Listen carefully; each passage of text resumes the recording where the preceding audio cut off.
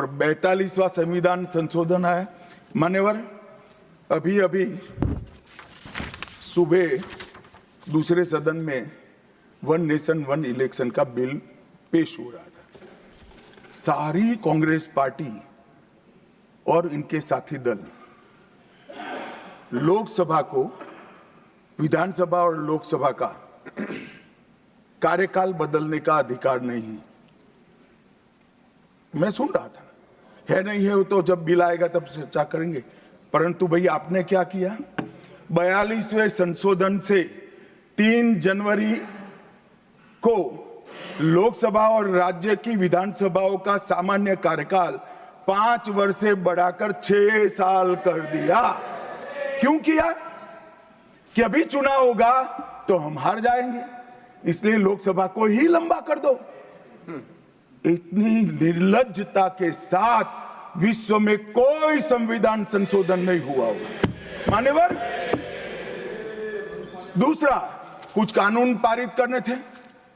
सदस्य उस वक्त ज्यादा विरोध तो कर नहीं सकते थे, मगर विरोध करने का नया तरीका कुछ कांग्रेस में, जिसमें हिम्मत थोड़ी बची कुची थी, इन्होंने कहा एब्सेंट रहने लगे तो क्वारम नहीं होता था।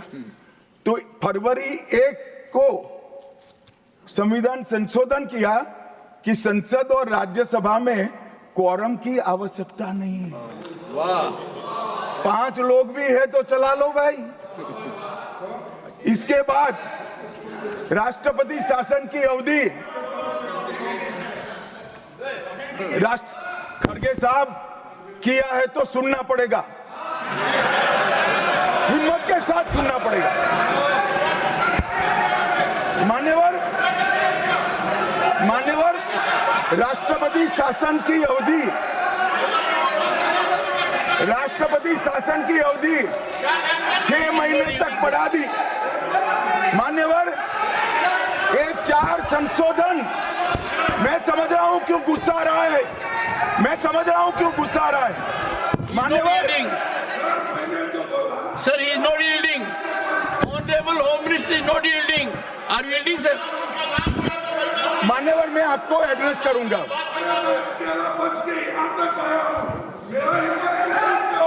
तुम तो कायर हो, मान्यवर, तुम लड़ाकू हो। Okay. मान्यवर, मैं आपको एड्रेस करूंगा। Go on record. What the Honorable Home Minister said. खड़गे जी, मैं आपका बहुत सम्मान करता हूं। आपकी हाजिरी वहां दर्ज करनी चाहिए। कृपया बैठे, मुझे बोलने दीजिए।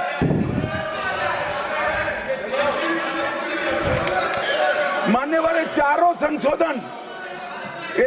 संशोधन मैं मेरी पार्टी के दफ्तर से नहीं ला सकता।